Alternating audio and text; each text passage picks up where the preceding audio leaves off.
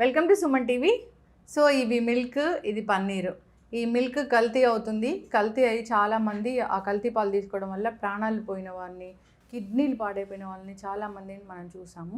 పన్నీర్ కూడా అంతే. పన్నీర్ మిల్క్ నుంచి వస్తుంది, కానీ ఇలాంటి పన్నీర్ ఏంటంటే స్టార్చ్ నుంచి కూడా తయారు చేస్తున్నారు. అంతా ఆర్టిఫిషియలే. ఇలాంటివి తీసుకుంటే ఎలాంటి అనారోగ్య సమస్యలు వస్తాయి, ఇవి ఎలాంటి క్యాన్సర్కి కారణమవుతున్నాయి, మరి జాగ్రత్తలు ఏం తీసుకోవాలి, వివరాలు తెలుసుకుందాం. మనతో పాటు ప్రముఖ క్యాన్సర్ వైద్య నిపుణులు డాక్టర్ రాము దాములూరి ఉన్నారు.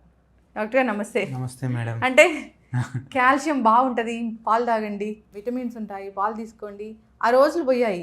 పన్నీర్ కూడా అంతే. ఇది కల్తీ పాలా నిజమైన పాలా అనేది ఒక పెద్ద డౌటే. ప్యాకెట్ పాలు లేదా ఫామ్ నుంచి తెచ్చుకున్న పాలు. ఫామ్ నుంచి తెచ్చుకుంటే ఓకే, కానీ అక్కడ కూడా రకరకాల హార్మోన్ ఇంజెక్షన్లు ఇస్తున్నారు అంటున్నారు. అది ఏం తినాలి అనేది పెద్ద ప్రశ్నార్థకంగానే మారింది. క్యాన్సర్ కేసులు ఎక్కువగా పెరుగుతున్నాయి. నిన్న కూడా ఒక ఆర్టికల్ వచ్చింది, క్యాన్సర్ కేసులు ఎక్కువగా పెరిగిపోతున్నాయి, తెలుగు స్టేట్స్లో ఇంకా ఎక్కువగా ఉన్నాయని. మరి ఏం తినాలన్నా భయం అవుతున్న ఈ నేపథ్యంలో ఈ పాలు కల్తీ, పన్నీరు, వీటి గురించి ఏం చెప్తారు డాక్టర్ గారు? పాలు పర్లేదండి, కొద్దిగా మనం అట్లీస్ట్ పాలలో మనం కంట్రోల్ చేసుకోగలం. మనకు తెలిసిన వాళ్ళ దగ్గర కానీ ఇవి తీసుకొని డెఫినెట్గా పాలు కల్తీ అవుతున్నాయి అంటే కల్తీ అవుతున్నాయి అని చెప్పాలండి. మోస్ట్ స్కేరీ థింగ్ ఏంటంటే పన్నీర్. అవును, పన్నీర్ తినాలి అంటే ఎక్కడైనా భయం వేస్తుంది. పన్నీర్ మనకు మోస్ట్లీ పన్నీర్ ఎక్కువ మ్యానుఫ్యాక్చర్ అవుతుంది ఢిల్లీలో రిపోర్ట్స్ ప్రకారం 60% of the paneer is adulterated. 60% తీసుకుంటే 60%, 100 శాంపుల్ తీసుకుంటే 60 శాంపుల్స్ ఫేక్ శాంపుల్స్ కానీ వేరే కలిపి స్టార్చ్ మీరు చెప్పినట్టు దాని కన్సిస్టెన్సీ కోసం అన్నిటి కోసం మీరు తయారు చేస్తున్నాయి. ఇది అంత అడల్టరేటెడ్ ఫుడ్ పన్నీర్ అనేది. So one of the most scary food మనం ఇప్పుడు తినాలి అంటే వీళ్ళు ఏంటంటే vegetarians protein food, vegetarians meet అంటాం పన్నీర్. సోర్స్ అదే best source of protein for vegetarian is paneer అని చెప్పుకుంటాం ఒకప్పుడు. ఇప్పుడు పన్నీర్ తినాలంటే భయం అవుతుంది. అంత లెవెల్లో మనకి అడల్టరేటెడ్ చేసేసారు. పాలలో ఎంత అంటే పాలలో మీరు చాలా న్యూస్లో కానీ ఆర్టికల్స్లో కానీ వినే ఉంటారు. పాలలో యూరియా కలపడం ద్వారా SNF అంటారు, సాలిడ్ నాన్ ఫ్యాట్ కాంపోనెంట్ అంటారు. అంటే మనకి పాల యొక్క ప్యూరిటీ, పాల యొక్క స్ట్రెంగ్త్, ఎంత మంచి పాలు అని చెక్ చేయడానికి SNF అంటారు. సాలిడ్ అంటే పాలలో 3 రకాలుగా ఉంటాయి మ్యామ్. ఒకటి వాటర్, అంటే నార్మల్ పాల గురించి నేను చెప్తున్నాను. వాటరు, ఫ్యాట్, SNF అంటే SNF అంటే లాక్టోజు, ఇంకా ప్రోటీన్స్, ఇవన్నీ SNF అంటారు. మెయిన్గా పాల క్వాలిటీ SNF మీద డిపెండ్ అయి ఉంటుంది. SNF గురించి చూస్తాం.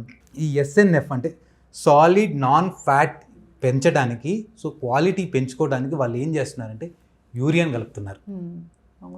యూరియాని కలపడం వల్ల SNF పెరుగుతుంది, వాళ్ళ పాలకు ధర ఎక్కువ పెరుగుతుంది.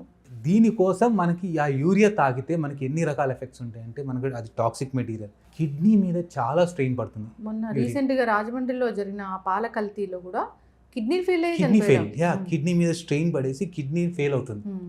ఓకే, ఇంకోటి ఏం కలుపుతారంటే వీళ్ళు స్టార్చ్ కలుపుతారు. స్టార్చ్ కలపడం వల్ల కూడా పాలు చిక్కదనం పెరుగుతుంది. చిక్కదనం పెరిగి వాళ్ళకి రేట్ ఎక్కువ వస్తుంది. ఈ స్టార్చ్ తినడం వల్ల మనకి వెంటనే షుగర్ లెవెల్స్ అనేవి షూటప్ అవుతాయి, గ్లూకోజ్ లెవెల్స్ పెరుగుతాయి బాడీలో. కొన్ని రకాల స్టార్చ్ మనకి హెల్దీ కాదు, refined starches are not healthy for our health. ఇంకోటి ఏంటంటే కొద్దిమంది సరే కొద్ది కలిపితే పర్లేదు, కొద్దిమంది ఏంటంటే అసలు పాలు లేకుండా యూరియా డిటర్జెంట్స్ తోటి పాలు తయారు చేస్తున్నారు, వాటర్ కలిపేసి. పాలే లేవు అసలు.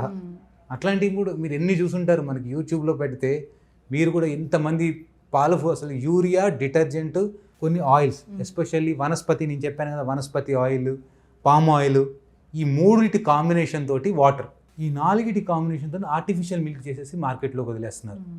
సో అవి చాలా డేంజరస్. వనస్పతి ఇవి తీసుకోవడం వల్ల సాచురేటెడ్ ఫ్యాటీ యాసిడ్స్ హెల్త్కి మంచిది కాదు.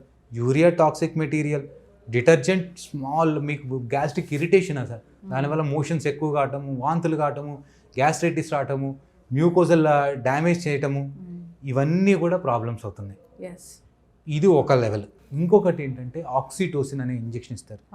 ఇప్పుడు ఏంటంటే మనకి నార్మల్ ప్రాసెస్ ఏంటంటే మనకి ఇంతకుముందు అంటే మన నార్మల్ ఎప్పుడైనా బఫెలో ఎట్లా మిల్క్ ఇస్తుంది అంటే బఫెలో కానీ హ్యూమన్ కానీ ఎవరైనా ఒకటే.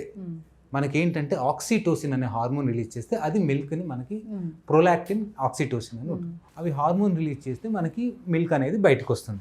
ఎట్లా వస్తుంది అంటే మన బేబీ మన నిప్పులు సక్ చేసినప్పుడు మన బ్రెయిన్ రిఫ్లెక్స్ అంటారు, స్టిమ్యులేట్ అవి దానికి తగ్గ హార్మోన్స్ రిలీజ్ అయ్యి మనకి బయటకు వస్తుంది. ఇది నార్మల్. అందుకే మనకి ఇంతకుముందు పూర్వకాలంలో ఏం చేసేవాళ్ళు, పాలు ఇవ్వాలంటే బేబీని కౌ కానీ వాళ్ళు బేబీని వదిలేసి అది స్టిమ్యులేట్ చేసినప్పుడు పాలు వచ్చేసాయి, తర్వాత మనం పాలు తీసుకునే వాళ్ళం, కొద్దిగా బేబీకి ఇచ్చేసేవాళ్ళం. That is a natural process. ఇప్పుడు ఎవరు ఫాలో అవుతున్నారండి? అది కూడా అసలు బేబీ లేదు, డైరెక్ట్ పాలు స్టార్ట్ చేస్తారు. ఎలా వస్తాయి? పాల ప్రొడక్షన్ ఎలా ఉంటుంది? ఆక్సిటోసిన్ బయట నుంచి ఇంజెక్షన్ ఇచ్చేస్తారు. టూ మచ్ డాక్టర్ గారు. మీరు డెఫినెట్గా మన న్యాచురల్ పద్ధతిలో వచ్చే హార్మోన్స్ని మనం రాలేదు, ఏం చేయాలి? బయట నుంచి ఇవ్వాలి. సో కొన్ని పాల శాంపుల్స్ ఆక్సిటోసిన్ అనే టాక్సిక్ మెటీరియల్ కూడా ఉంది మనకి. మీరు ఫామ్ నుంచి తెచ్చుకున్నా సరే వాళ్ళు, ఎందుకంటే న్యాచురల్ పద్ధతిలో అసలు కౌ బేబీని కానీ లేకపోతే ఆవు పిల్లల్ని కానీ వాటిని అసలు ఇవ్వనివ్వరు. లేని స్టిమ్యులేషన్ లేదు, ఆక్సిటోసిన్ మన బాడీలో ఉత్పత్తి కాదు. దానివల్ల బయట నుంచి ఇచ్చేసి వాళ్ళు చేసుకుంటారు. పెద్ద వ్యాపారం.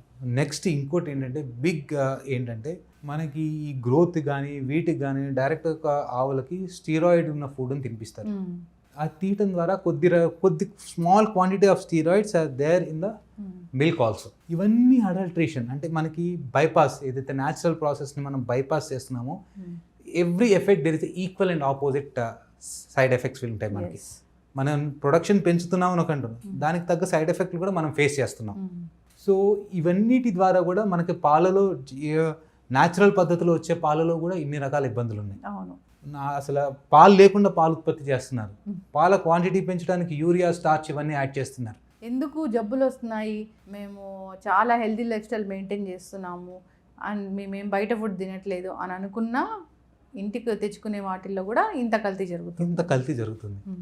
ఇంకా పన్నీర్ అయితే చెప్పక్కర్లా. పన్నీర్ కలర్కి స్టార్చ్ అని, కన్సిస్టెన్సీకి ఒకటి యాడ్ చేస్తారు, కలర్కి ఒకటి యాడ్ చేస్తారు. ఇదే కల్తీ పాలతో అది చేస్తారు, పన్నీర్ చేస్తారు. అసలు ఈ పన్నీర్ చూస్తే కూడా ఏదో ఒక రబ్బర్ లాగా ఉంది. చూడండి డాక్టర్ గారు, నిజమైన పన్నీర్ ఇలా ఉంటుందా? రబ్బర్ లాగా ఉంది. ఇంకోటి ఇన్ని రోజులు ఆల్మోస్ట్ పన్నీర్ అనేది మనకు లైఫ్ ఎక్స్పెక్టెన్సీ అనేది 2 to 3 days ఒరిజినల్ పన్నీర్ అయితే. మీరు ఇదే ప్యాక్ లో చూస్తే 1 week 10 days కూడా ఎలా వస్తుంది? నేను మార్కెట్ లో ఫ్రెంచ్ ఫ్రైస్ 1 year వరకు ఉంది డాక్టర్. 1 year వరకు ఉంది. ఎలా ఉంటుంది? మీరు ప్రతి దాంట్లో చూడండి, మీరు ఏదైనా లేబుల్ తీసుకొని వెనకాల సమ్ కెలోరీస్ అని రాసుంటారు. కెలరీ ఇంటేక్ అని, అది కాదు, ఇంగ్రీడియంట్స్ అని ఒక కాలం ఉంటుంది. దాంట్లో చూడండి, ఎక్కడో చిన్నగా రాస్తారు. చిన్నగా కాదు, వాళ్ళు పెద్దగా రాస్తారు, మనం చూడం. మీరు కనుక పన్నీర్లో కానీ ఈ దీంట్లో కానీ రాస్తే ఫస్ట్ మిల్క్ ఉంటుంది, ప్రిజర్వేటివ్, చాలా చాలా కలరింగ్ ఏజెంట్, ఇవన్నీ కూడా మీకు రాసిస్తారు. మీరు ఎప్పుడైనా అంటే మనం ఎప్పుడు క్యాలరీస్, కార్బోహైడ్రేట్స్ ఎంత ఉన్నాయి, ఫ్యాట్ ఎంత ఉన్నాయి, దాని పైన ఇంగ్రీడియంట్స్ అని ఉంటుంది. ఒక్కసారి మీరు ఏదైనా ప్రోడక్ట్ చూడండి, ప్రిజర్వేటివ్ లేని ప్రోడక్ట్ ఉంటుందా చూడండి. ఉండదు. ప్రిజర్వేటివ్ లేకపోతే అది నిలువ ఉండదు, నిలువ ఉండకపోతే మార్కెట్ ఉండదు. మీరు ఒక కొద్దిగా చెప్తాను ఇన్సిడెంట్స్. పాలు ప్రిజర్వ్ చేయడానికి, ఎక్కువ రోజులు పగలకుండా ఉండటానికి హైడ్రోజన్ పెరాక్సైడ్, ఫార్మాల్డిహైడ్ కలుపుతారు మీకు. అబ్బా, అది చాలా టాక్సిక్ మెటీరియల్స్ మనకి. హైడ్రోజన్ పెరాక్సైడ్ అంటే మీరు వూన్స్ అవి క్లీన్ చేయడానికి అదేనా డాక్టర్ గారు? అవునండి, కూన్స్ అవన్నీ చేసేదానికి ఫార్మాల్డిహైడ్ కలుపుతారు. ఎక్కువ రోజులు ప్రిజర్వ్ ఉండాలి కదా పాలు, వాటి కోసం. అట్లాంటి వాళ్ళు కూడా ఉన్నారు మనకి. అట్లాంటి శాంపుల్స్ కూడా డిటెక్ట్ అయ్యాయి మన దగ్గర. సో ఇన్ని రకాల ప్రిజర్వ్ చేయడానికి ఒకటి, మీరు ప్రతి దాంట్లో చూడండి ప్రిజర్వేటివ్ అని ఉంటుంది. ఏ ప్రిజర్వేటివ్ వాడారో రాయరు, అది హెల్దీయా కాదా రాయరు. మొన్న పార్లమెంట్లో కూడా మీకు చెప్పారు, ఆల్మోస్ట్ బేబీకి నేను మిల్క్ ఇస్తున్నాను అనుకుంటే నేను టాక్సిన్స్ ఇస్తున్నాను అతను డైరెక్ట్, ఇది నేను చెప్పిన స్టేట్మెంట్ కాదు, పార్లమెంట్లో డైరెక్ట్ ఒక ఎంపీ పాస్ చేసిన స్టేట్మెంట్. ఆయన చెప్పాడు 2016లో అరౌండ్ 16% ఫుడ్ అడల్టరేట్ అవుతే, ఇప్పుడు 2026లో 25% of the food is adulterated. 25% మనం తీసుకునే ప్రతి 100 ప్రొడక్ట్స్ చెక్ చేస్తే 25 ప్రొడక్ట్స్ ఫేకే. న్యాచురల్ జీవన విధానం ఉండాలి. బయట బ్యాన్ అయిన మసాలాలు మనం యూజ్ చేస్తాం. అవును, బయట బ్యాన్ అయిన చిప్స్, బయట ఎక్కడో పాస్తాలు అవి లేవు, ఎక్కడ మన దగ్గరే ఉన్నాయి. సో ఇవన్నీ ఉన్నాయి. ఎందుకు అంటే because of people are greedy. They are not thinking about the health of the others. కల్తీ అయింది, ఇది కల్తీ కాలేదంటే లేదు. డిమాండ్ ఎక్కువ ఉంది, సప్లై కావాలి, కల్తీ చేయాలి, అది జరుగుతుంది. అనారోగ్య సమస్యలు వస్తున్నాయి. ఏం చెప్తారు డాక్టర్ గారు ఫైనల్గా? డెఫినెట్గా మనం ఏంటంటే చిన్న చిన్న ప్రికాషన్స్ మన దగ్గర తీసుకోవాలి. విలేజ్ ఫార్మింగ్ అని మనం చిన్న ప్రికాషన్స్ తీసుకోవాలి. విలేజ్ ఫార్మింగ్ అని ఇట్లాంటి మనం డైరెక్ట్గా మనకు తెలిగే ప్రొడక్ట్స్ కానీ ఇవి కానీ డైరెక్ట్ ఫార్మర్స్ దగ్గర నుంచి కొడితే కొంతవరకు కల్తీని చాలా వరకు మనం 50 to 60% మనం అవాయిడ్ చేయగలుగుతాం. ఒకటి. రెండోది ఏంటంటే ఈ మిల్క్ కానీ ఇవి కానీ ఏదైనా అంటే ఓపెన్ సోర్సెస్లో కొనొద్దు. అంటిల్ అన్లెస్ మీరు డైరెక్ట్ ఫామ్కి వెళ్ళి అవి చూసి తీసుకొని కొన్న వాటిల్లో అట్లీస్ట్ కొద్దిగా ఉంటుంది. లేదు అంటే కొద్దిగా బ్రాండెడ్ వాటిల్లో వేర్ దే FSSAI అని ఉంటుంది మనకి, ఫుడ్ సేఫ్టీ అది ఆర్గనైజేషన్, అది సర్టిఫైడ్ చేసిన వాటిలోనే కొనడం ద్వారా కొద్ది వరకు మనం ప్రివెంట్ చేయగలుగుతాం. జాగ్రత్తలు కొద్దిగా తీసుకోవడం ద్వారా చాలా వరకు ఈ అడల్టరేటెడ్ ఫుడ్ తగ్గుతుంది. లూజ్గా ఉన్నాయి బయట దొరికాయి ఎవరు తీసుకోవద్దని నా సజెషన్. అది ఏంటో మనకు తెలియదు. చాలా మంది ఓపెన్ అంటే మిల్క్ కూడా ఓపెన్గా అమ్ముతున్నారు. అవి ఎంతవరకు సేఫ్టీయో మనకు తెలియదు, అది ఎక్కడి నుంచి తీసుకొచ్చారో మనకు తెలియదు. తక్కువ రేట్ అనగానే మనం కొంటాం. ఎస్, అట్లాంటివి వద్దు. కొద్దిగా ఏమైనా బ్రాండెడ్ అయ్యి కొద్దిగా wear food safety norms follow అయ్యి బ్రాండెడ్ ఉండి ఉన్నవి తీసుకోవడం బెటర్ అని సజెషన్. బెస్ట్ ఏంటంటే విలేజ్ ఫార్మింగ్. ఎస్, ఈ స్టెరాయిడ్స్, ఈ హార్మోన్స్ కలిపిన ఈ పాలు తీసుకుంటే హార్మోనల్ ఇష్యూస్ వస్తాయి, గట్ హెల్త్ పాడవుతుంది, క్యాన్సర్లు వస్తాయి. డెఫినెట్గా. సో ప్రతి అవయవానికి క్యాన్సర్ వస్తుందంటే మనం తీసుకునే ప్రతి ఫుడ్ కల్తీ ఫుడ్ అవుతుంది. డెఫినెట్గా కల్తీ ఫుడ్ వల్ల మనకు కొద్దిగా ఒబేసిటీ పెరగడం కానీ కొన్ని రకాల క్యాన్సర్ రావడం కానీ డెఫినెట్గా ఉంటుంది. జాగ్రత్తలు తీసుకోవాలి డాక్టర్ గారు. ఏదైనా ఒక గుడ్ సోర్స్ నుంచి తీసుకోవడం అలవాటు చేసుకోవాలి. అందరు ఫాలో అవ్వాలి. ధన్యవాదాలు. నమస్తే.